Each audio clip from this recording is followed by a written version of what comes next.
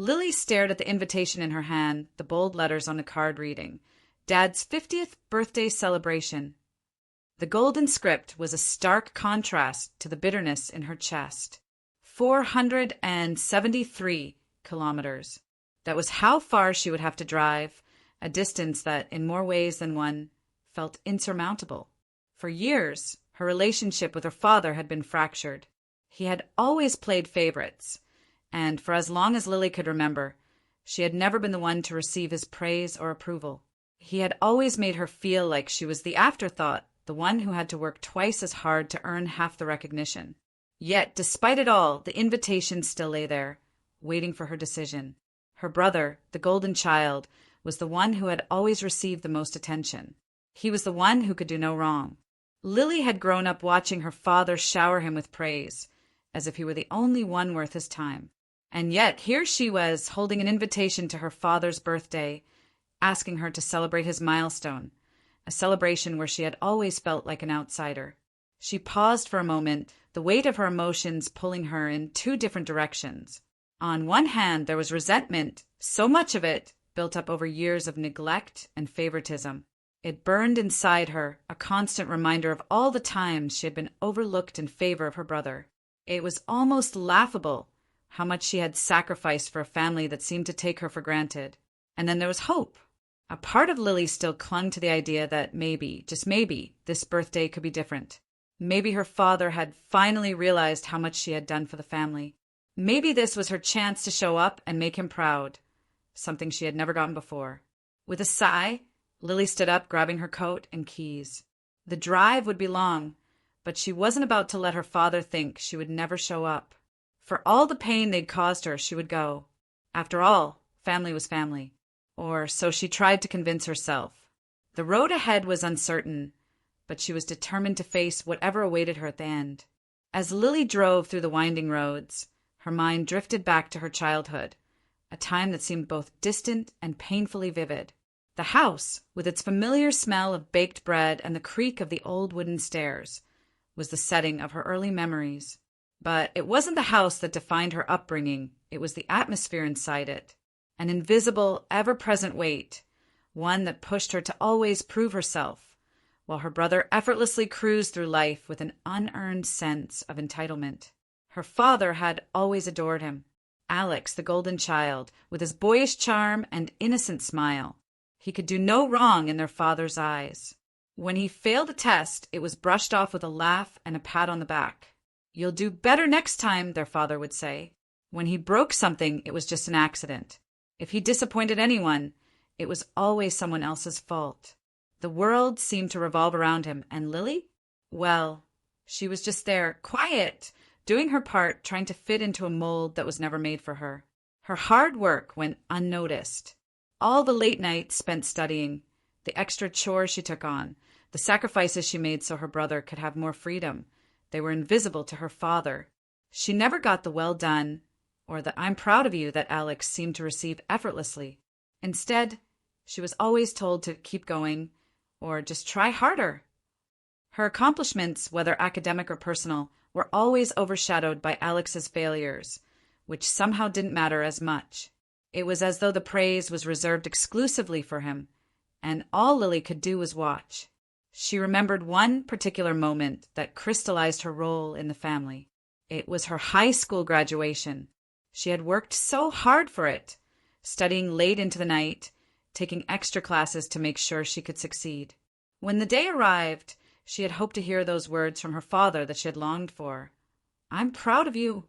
But when she looked to him, hoping for recognition, he was more focused on Alex, who was joking around with his friends. Lily's heart sank as she realized that despite everything she had done, despite how much she had pushed herself, she was just another person in the background. Meanwhile, Alex had struggled.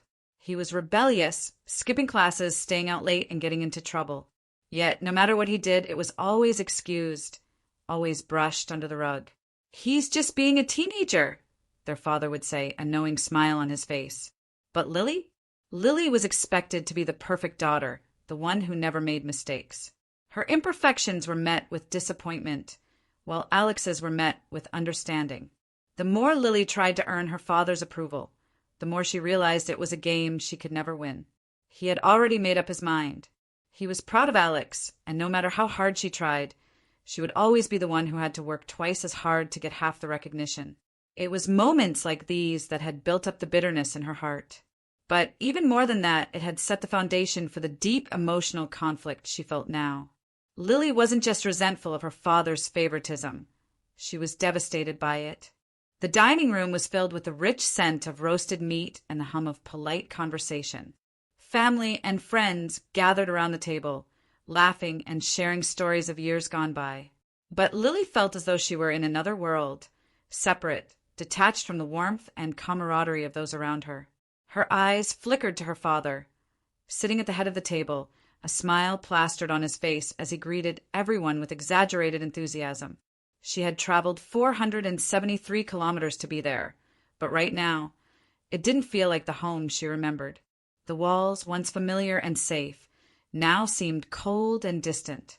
Alex, her brother, was laughing with their cousins, making jokes, as usual, his carefree nature earning him all the attention.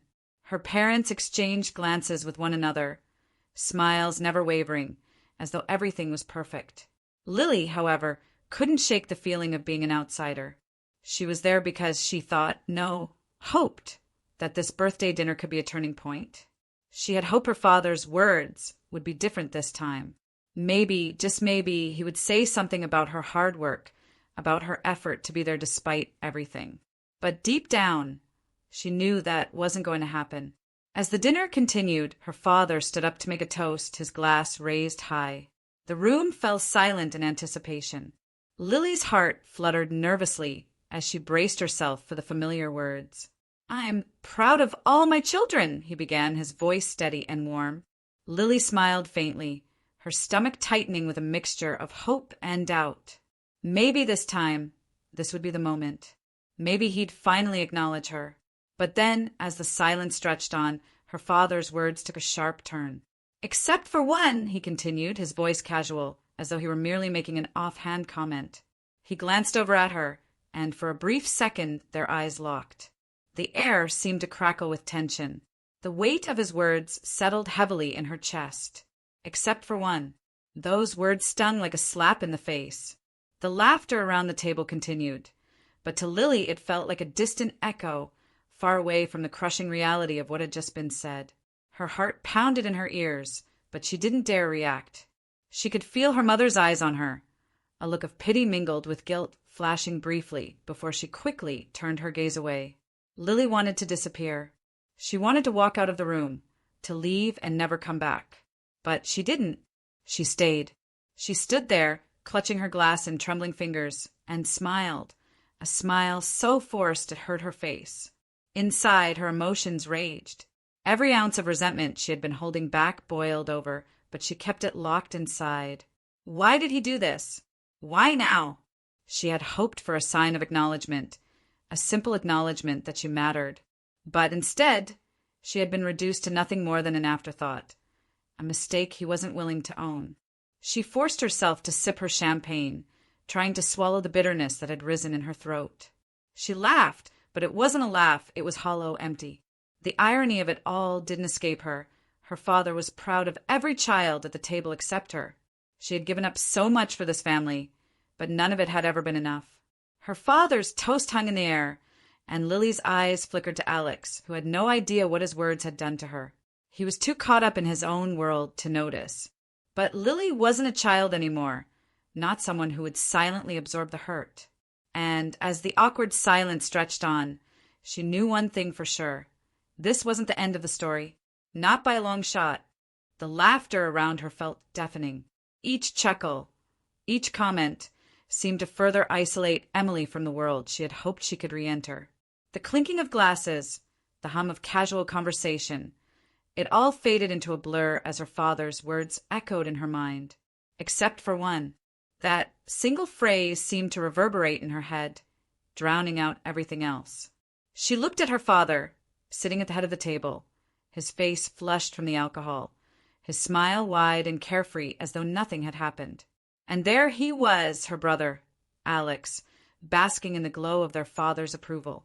He was busy telling some ridiculous story, making everyone laugh, and she couldn't help but feel disgusted by the ease with which he played the part of the golden child. But it wasn't Alex who hurt her the most.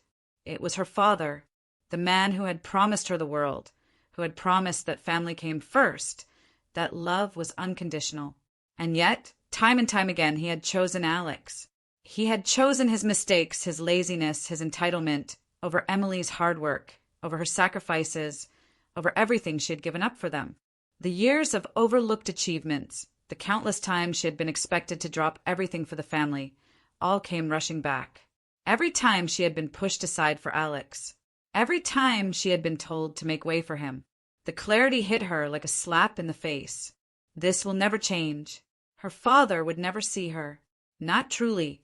She could work herself to the bone, achieve every goal she set, and it would never be enough. He would always look at her like she was a disappointment, while Alex, no matter how many times he messed up, would always be the favorite. It was as though her worth was measured by how much she could sacrifice, how much she could endure, and how much she could give without ever asking for anything in return. In that moment, something inside Emily snapped. The little girl who had once desperately tried to earn her father's love, who had worked tirelessly to be seen, was gone. The woman sitting at that table was different. She was no longer willing to beg for scraps of love and attention. No longer willing to be the invisible daughter. A fire started to burn within her, a quiet but fierce rebellion. Emily had spent years trying to please them, trying to fit into a mold that never truly fit her. And yet, they had never truly seen her. No, it was time for her to see herself. As her father continued to boast about his perfect family, Emily felt the first real spark of freedom. Revenge wasn't about anger. It wasn't about shouting, about confronting her father in the heat of the moment. No, this was different. It was about taking control of her own life, about putting herself first for the very first time. She glanced at her father again, but this time she saw him for what he really was, a man who couldn't see beyond his own narrow view of what mattered. She saw him as the source of her pain, yes, but also as the catalyst for the change she was about to make. It was time to stop being the invisible daughter. It was time for Emily to take back what was hers, to show them just how much they had underestimated her. The pieces were falling into place. Slowly but surely she knew exactly what she had to do. And when the moment came, she would show them the cost of overlooking her. This wasn't about revenge for the sake of revenge. It was about reclaiming her power. The dinner had continued, but the energy in the room had shifted. The laughter was still there, the clinking of glasses, the chatter, but it all felt distant, muted. Emily's mind, however, was sharp and focused, locked on what she was about to do. Her hands felt steady as she reached into her bag and carefully retrieved a small gift box. It wasn't much, just a simple, unassuming little box wrapped in soft, plain paper. But it would hold everything she needed. This wasn't about grandeur or making a scene. It wasn't about grandeur. No, it was about making a statement, one small action that would speak volumes. A quiet rebellion. Her heart pounded in her chest, but her face remained a mask of composure. She could feel her pulse in her throat, a tightness in her chest. The room seemed to hold its breath, though no one knew what was coming. Her fingers traced the edges of the box, feeling the weight of her own resolve. It wasn't a long wait before her father raised his glass for another toast. His smug grin was back, his eyes scanning the room, watching his family with pride as he prepared to make another grand declaration. "To family," he said, his voice rich and full of meaning. "To everything I've worked for. And to my children, the ones who make me proud." His eyes lingered on Alex for a moment, a smile creeping across his face. "Except for one," he added with a careless laugh. Emily could feel her breath catch, the familiar sting of his words, but she didn't flinch. She didn't even allow herself to feel the anger anymore. That part of her had already burned away. Instead, she smiled. The smile was not for her father, but for the moment that was about to unfold. Her hand moved slowly, almost too slowly, but her fingers didn't tremble as she dropped the small gift box into her father's champagne glass. It made no noise as it sank, only the tiniest of splashes, barely noticeable beneath the bubbly surface. No one saw it happen, at least not yet. They were too distracted by the moment, by the routine of the celebration. But Emily knew the attention would soon turn to her. She sat back in her chair, her calm expression at odds with the chaos that swirled within her. The cocktail of emotions, anger, betrayal, anticipation, now formed a quiet resolve. She would let them wonder, let them feel the tension mount. The room was filled with the chatter of polite conversations, but Emily's mind was already far ahead. She could see the moment when everything would come crashing down. It wasn't about the gift box. It wasn't about the contents inside, either. No, it was about what this small gesture represented. The tiny box, dropped without a sound, was a symbol of everything she had been denied. It was a symbol of the years she had spent working, sacrificing, bending to the will of a family who had never truly seen her. Now, she was choosing to make them see. And as her father lifted the glass to take a sip, Emily felt a rush of satisfaction. The storm within her had been building, and now it was about to break. This wasn't just a gift, it was a reckoning. The dinner had taken on a strange, almost surreal quality. Emily's mind raced, but her body remained composed, every inch of her cool as the others continued their small talk. Her father had yet to notice the small gift box floating in his glass, so wrapped up in his smug little toast that he couldn't have cared less about the tiny detail. Then it happened.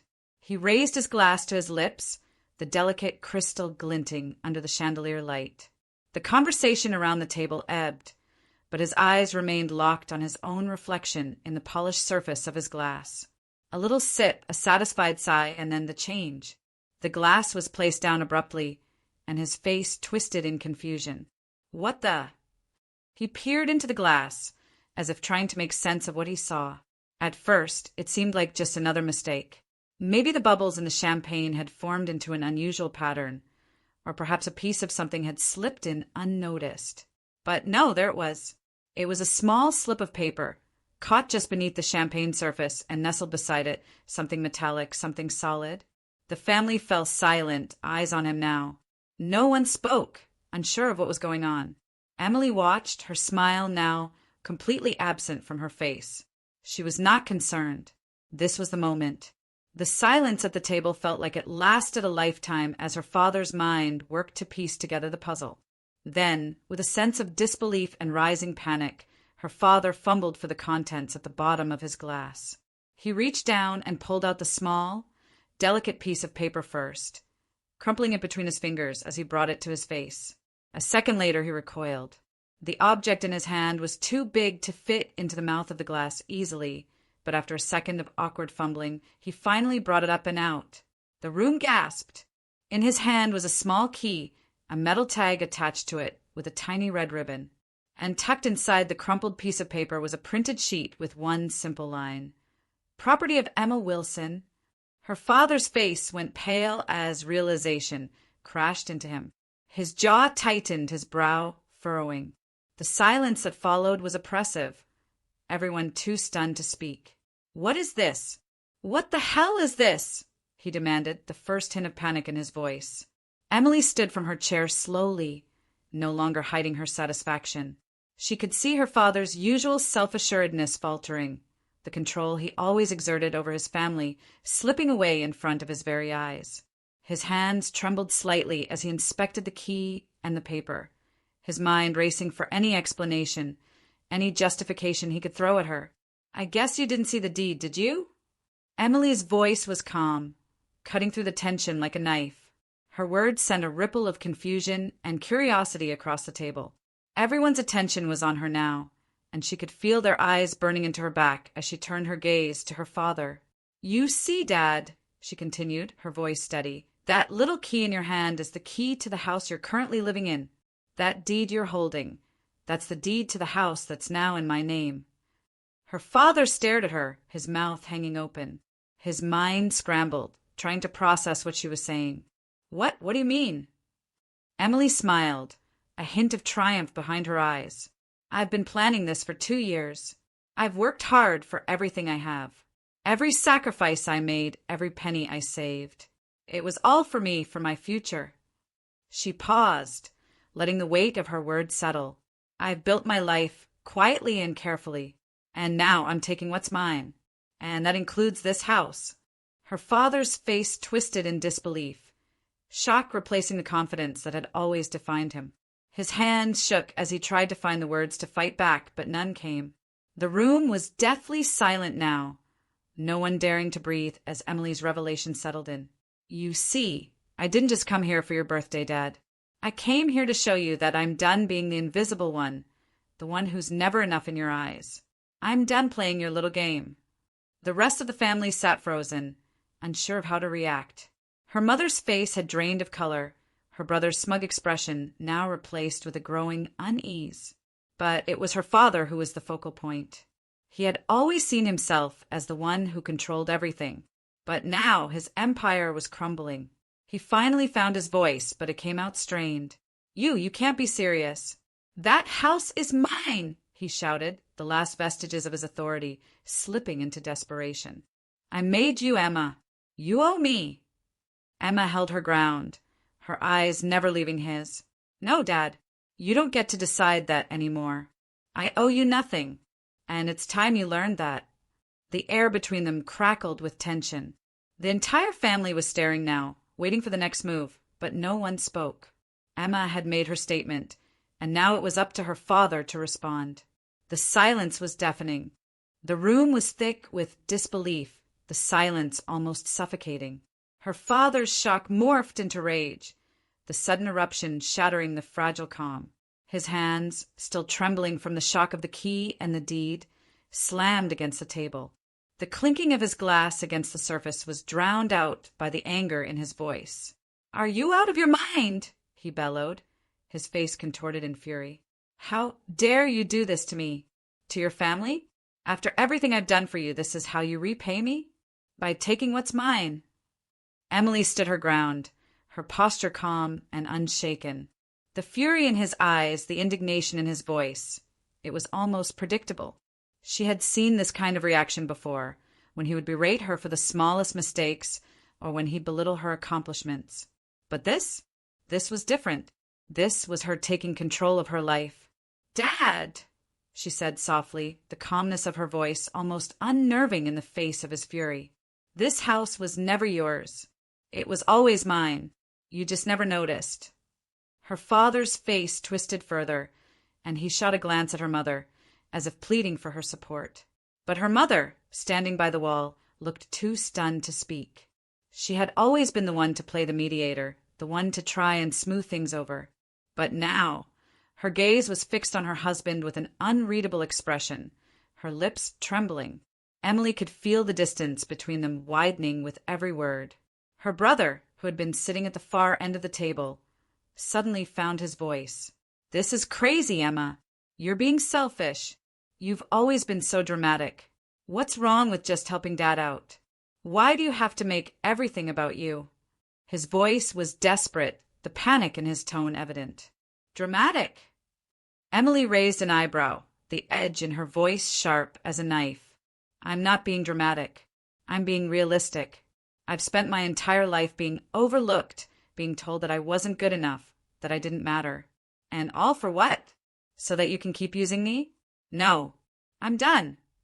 Her brother opened his mouth to argue again, but this time Emily didn't let him speak. You don't get to keep using me anymore, she added firmly. None of you do. I've been silent for far too long, but I'm done playing that game. This house, the life I've built, it's mine. You can't take that from me. The room was divided now, the superficial unity that her family had always shown cracking open like a fragile shell.